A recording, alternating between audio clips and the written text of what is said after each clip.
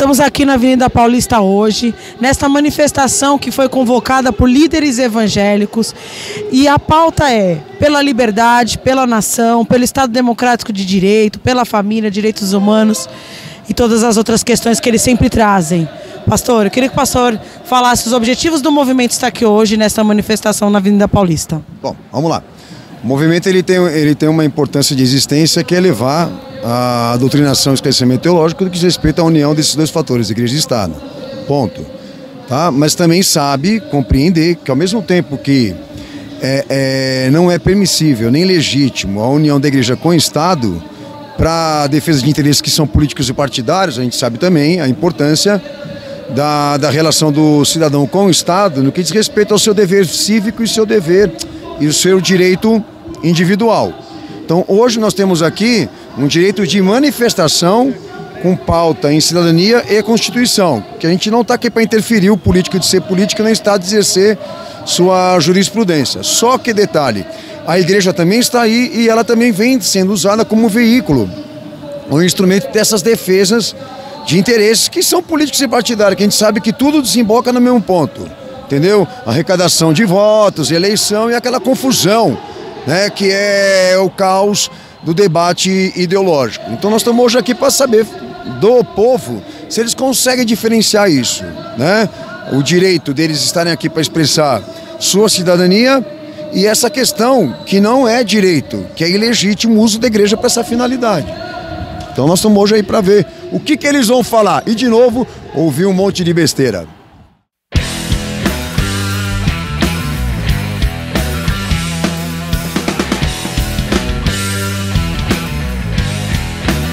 O movimento nosso existe para levar a orientação dessa pauta da relação da igreja e o Estado, que já é uma coisa muito antiga, tendo em vista que o Estado é laico e assume ser, tá?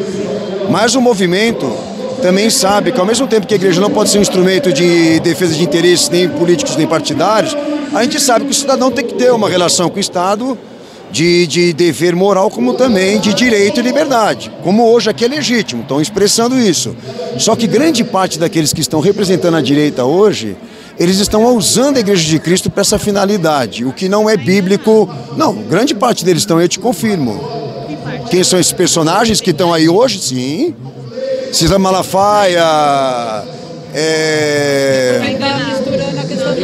Nicolas Ferreira, todos eles são evangélicos e estão usando a igreja. Você não concorda? Por quê? Ele vai tirar isso dele? Não está usando disso. Eles usam a igreja como palanque. A senhora não chegou a observar isso? Não, eu não percebo. Eu provo o que eu estou falando. Eu não percebo isso. Não. Ah, não percebe? Mas você está querendo induzir, induzir a sua... Não estou querendo te confundir, estou só querendo... Induzir a minha resposta, você está querendo. Lógico que está. Lógico que está. Eu não vejo dessa forma, porque o meu pensamento é diferente, eu percebo de outra forma tudo isso. Então você discorda que eles estão usando a igreja como veículo? Sim. Você discorda disso? Então também é um direito seu. Tem esse objetivo de levar a orientação bíblica, se é legítimo ou não, o que é de Cristo se uniu ao Estado, que existe orientação para isso. Mas entendemos também que é uma importância do cidadão se relacionar com o Estado, do que diz respeito ao dever cívico, do que diz respeito também à questão do direito da liberdade e direito individual que está sendo pautado hoje aí. Então a gente não veio interferir o político de ser político nem o Estado de ser Estado. Mas entendemos que grande parte daqueles que estão representando hoje, tanto a direita como a esquerda, estão usando a Igreja de Cristo para a defesa de interesses, ideologias, partidos e também temas políticos. Qual a opinião da senhora? A senhora é cristã? Qual a opinião da senhora a respeito disso? Sabendo que Jesus não usou o Estado em momento nenhum para atingir suas finalidades messiânicas. A igreja fazendo isso hoje, qual a opinião da senhora? Eu penso que a liberdade religiosa nos permite o uso da nossa fé para o bem, seja lá em que circunstâncias forem. E nós temos que prevenir as pessoas de que existem ideologias que estão baseadas em filosofias que se chocam com a própria filosofia cristã. Ou seja, o brasileiro, ele foi constituído na sua identidade como proveniente de cultura judaico-cristã. Nós tivemos aqui jesuítas durante muitos séculos no ensino de tudo, né? E, em suma, as universidades nasceram dentro das igrejas e por apoio de igrejas. Então, hoje você tem um mundo moderno, que ele obrigatoriamente ele tem que ter uma conexão filosófica com a base da civilização, da sociedade. Então eu não vejo problema nenhum, ao contrário, eu vejo muitas vezes um marxismo que não quer nunca que seja dito Cristo ou que você tenha alguma outra... Mas a senhora entende, só cortando um pouquinho, a senhora entende que existe um problema. Não há elementos messiânicos para aquilo que está acontecendo aí, ministerialmente falando. Mas vamos lá. E quando Jesus ele se vê... Então, quando Jesus ele se vê entre a direita e a esquerda, como é que faz essa divisão? Olha, o nosso Senhor Jesus Cristo é o exemplo e ele se revoltou contra o comércio no templo. Então, nós temos que entender que Jesus prezava pela palavra do Pai e que nós, quando temos um preso político, como foi o meu colega Bronzeri aqui em 2019, antes do inquérito do Final do Mundo, ele foi o primeiro preso político, ele estava fazendo um discurso de livre expressão na frente da casa do Alexandre de Moraes. Por que ele teve que ser preso? O senhor entende? Eu entendo que aí entra a questão do direito dele, que foi interferido, que foi ferido. Sim, mas completamente. A senhora entende a nossa posição? Como considerar isso legítimo, tornar isso um ministério cristão? Porque para poder tornar isso um ministério, usar a igreja para esse objetivo, você precisa de uma licença. E essa licença sai de Cristo. Por quê? Porque é ele que prescreve a fé, é ele que determina as pautas, os objetivos, etc. Então por isso que eu estou querendo que a senhora entenda. Tudo que está sendo exigido aí pode estar dentro da Constituição e do direito. Mas na biblicidade da Escritura, isso é um outro ponto. Por quê? Porque para poder realmente ir numa tarefa, num objetivo ministerial, você precisa ver isso em Jesus. Em que momento que ele realmente se ligou a partidos, que ele se ligou ao Estado, orientou os discípulos a fazer o mesmo. Isso não existe historicamente lá atrás. Então há uma contradição aqui hoje que a gente veio apontar. Mas eu respeito a opinião da senhora, entendi essa dor, entendi o sofrimento, mas em compensação a gente tem que separar. Quando se trata de direito, eu vou discutir isso com o Estado. Quando se trata da moral, eu vou discutir isso com o Estado na lei. Mas quando se trata da igreja e do ministério de Cristo, eu trato com ele, porque isso é dele. Aqui uma última coisa. Nós temos ali versículos que dizem assim: sonda-me o coração, Senhor. Temos o livre-arbítrio dado por Jesus Cristo. Mas não é evangelho livre-arbítrio, você sabe, né? Perdão? Evangelho não é livre-arbítrio, evangelho é decreto. Mas o livre-arbítrio nos foi dado por ele. Então, dentro disso aí, eu não vejo limites, a não ser que seja o próprio coração humano e que nós não conseguimos enxergar. Eu acho que cada um tem que prestar contas a ele. A senhora concorda comigo que isso tem que ser visto em Jesus, certo? Amém. Quando veio a lei, nós temos uma lei e os profetas, dado por Moshe. Quando Moshe recebeu a lei e os profetas, ele organizou em Deuteronômio o Estado. Com a monarquia. Ele organizou e determinou o Estado. O povo israelense, nós, judeus, estamos sofrendo e pagando uma conta por várias desobediências. Não sei se você sabe disso. A primeira dela foi porque nós tínhamos um rei chamado Deus. Esse era o nosso rei. Nós não precisávamos de nenhum rei. Qual foi o nosso primeiro pecado? Foi quando o povo de Israel pediu um rei, queria um rei. Então, 3 coisas depois surgiram disso, tá? Primeiro, que é uma natural, é uma coisa da natureza. Todo homem nasce livre perante Deus, e concordo com a colega que tem o livre-arbítrio que é dado por Deus. É dado por Deus. Deus não te impede de você tomar suas ações, porém ele cobra. Tá? Tudo será dado, mas tudo também será cobrado. O senhor reconhece o pedido, a entrada da monarquia no sistema de Israel como uma falha? Com certeza. Então é a mesma coisa que está acontecendo hoje aqui. Sim, então. Claro, eu não estou negando isso. Eu não estou negando isso. Primeira vez que eu encontro alguém que fala isso. Não, eu não estou, tanto que eu não estou aqui brigando por isso. Estou brigando por uma Constituição de Estado. Não fé. Não uma constituição de político. Tanto que a Constituição, para mim, já está na Bíblia, já foi dada por Deus. Israel não muda, o Knesset não pode mudar a Constituição de Israel. Você sabia disso? Israel não é um Estado laico. Nenhum deputado de Israel pode querer mexer na Constituição. O que Israel faz? Ela traz a Constituição para os nossos dias, porque é óbvio, você não vai roubar. Que a lei e os mandamentos que o senhor está falando. Exatamente. É um oráculo ali, né?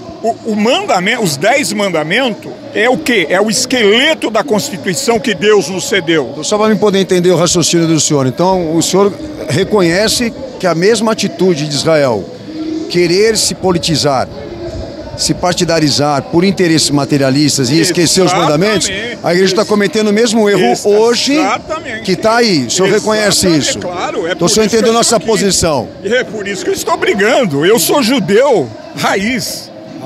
Eu sou judeu raiz. O senhor reconhece Jesus como Messias ou não? Eu reconheço Yeshua como profeta. Mistério. Então eu queria saber a opinião de vocês, de você depois dela. O que vocês acham a respeito? Duas coisas importantes que a gente está separando aqui. A relação do cidadão com o Estado e o uso da igreja para fins políticos. Eu queria saber se vocês concordam que a igreja seja um instrumento de defesa desses interesses que são partidários e ideológicos. Assim, eu concordo que a igreja ela tem que também estar participando, envolvida. Eu acho. Mesmo sabendo que Jesus ele não em momento nenhum usou o Estado para atender a sinalidade? Mesmo sabendo, mas assim, eu concordo que tem que ter representantes que vá defender um cristão. Porque se não houver, como vai ter nossa liberdade como cristão? Concordo, mas isso aí tem que ser discutido com o Estado. Agora, para você tornar isso um objetivo cristão, você precisa apontar para mim historicamente algum momento que Jesus ele tenha feito isso ou orientado os primeiros discípulos a agirem dessa forma. Ele não fez. Aonde eles vão buscar essas fundamentações? No cristianismo. O cristianismo está cheio de erros. Ele está cheio de filosofia. Entendeu? Entendi. Então assim, eu queria saber de você, se você consegue reconhecer em Jesus algum momento dele e dos discípulos que eles tenham ido representar o povo ou algum interesse político, ou até mesmo constitucional do Estado da época. Você consegue reconhecer isso? Não vejo, mas assim, eu entendo o teu pensamento, mas eu tô olhando assim também que o senhor está levantando políticos, não estou dizendo que é um ministério. Mas para o senhor levantar, ele tem que ser convertido, ele tem que estar doutrinado, ele tem que ser... E dentro de uma esfera comprometida. Eu acho que dentro lá da política tem pessoas convertidas, creio eu, pessoas que acreditam no Senhor, que são salvos, tá? Você entende que você está afirmando uma coisa que você tem que provar. Eu tô afirmando. Biblicamente. Não, eu tô afirmando. Dentro de um interesse individual, sim. Você concorda comigo? Mas eu tô te falando assim, que pra mim, na minha opinião, que você tá pedindo a minha opinião. Então a minha opinião é que eu concordo em ter pessoas representando o cristianismo lá dentro. Pessoas que o Senhor levanta para estar ali para defender os seus. Mas você entende que nós não somos contra nenhum cristão ser político. Eu não estou questionando, você está fazendo a pergunta para mim, eu estou te respondendo, a minha opinião. E estou te respeitando. Ah, tá. Mas você entende que o cristão, ele pode ser político, ele só não pode definir mas pelo que você que isso é um ministério. Não. Vamos lá, por isso que eu estou interessado em te explicar. A igreja, como um organismo de Cristo, ela não pode ser usada para fins que não são justificados na Escritura. Então, mas aí é uma questão sua individual, não bíblica. Não. Você precisa provar em Jesus para mim em algum momento que ele liberou isso. Ele diz teológica? Jesus diz, ó, eu sou a verdade. É o evangelho. Você tem que estudar a Bíblia, garoto. Estamos aqui neste domingo, dia 26 de novembro, finalizando aqui a nossa manifestação. Nesta manifestação que foi convocada por líderes evangélicos, trazendo a igreja para fazer manifestações que não são a pauta de Cristo, né, pastor? Queria que o pastor finalizasse e concluísse que nós temos. Vamos lá. Tanto que a gente não deu sequência nas entrevistas porque é uma coisa meio que deplorável, né? Principalmente o comportamento desse público que veio hoje atender essa chamada aí de interesses da direita. O fato é que a gente traz um pouco às ruas essa consciência de que Não existe nenhum objetivo nosso de interferir na manifestação, mas uma preocupação exatamente de entender por que a igreja está sendo usada para esse fim. Você viu que algumas coisas que foram ditas e faladas com base na opinião pessoal. Até uma delas falou, é a minha opinião, e você me perguntou a minha opinião. Então, quer dizer, deixa muito em evidência, muito claro, que esse pessoal todo, eles estão programados a pensar de uma maneira institucional condicionada. Então, é muito importante isso ir para o canal e aqueles que vão nos assistir, tirar a sua própria conclusão. Se hoje realmente nós tivéssemos esse interesse de fazer uma reforma educacional e bíblica no que diz respeito a esse tema igreja e política, eu não saberia por onde começar. Porque eles enxergam que a igreja é uma propriedade pública e que ela deve sim garantir os interesses da cidadania ou do cidadão. É uma coisa absurda. Absurda. Então quer dizer, por onde você vai começar esse debate? Se eles entendem que a igreja é um templo, que a igreja é um instrumento do povo, uma oportunidade do povo, que a gente pode usar como a gente quer, como a gente pretende. E aí é que entra o problema, obviamente, nosso, de que a gente não tem por onde socorrer essas pessoas que elas estão afogadas na filosofia. Mas a gente se compromete, todos os eventos que a igreja participar politicamente na rua, a gente se compromete de estar presente e expor isso para aqueles que vão lá estar no canal, tá bom? A gente segue mais um evento onde estão figuras aí, personagens políticas e também da igreja, mais precisamente do movimento evangélico, ainda utilizando o que é de Cristo para a defesa dos seus interesses próprios, para a defesa de uma direita ou até mesmo de uma esquerda, de uma ideologia, de um partido específico. Então, para nós, é lamentável, é muito triste que isso ainda continue acelerando para frente esse progresso de perda de consciência, como também, né, essa igreja política tendo essa autoridade de movimentar massas, de jogar todo mundo para a rua como se fosse um logadouro público, porque é exatamente isso como esse povo é, massa do Estado, massa de manobra. Um abraço, estamos perto, trabalhando pelo Senhor em defesa dessa fé e dessa obra. Um abraço a todos vocês, até o próximo evento.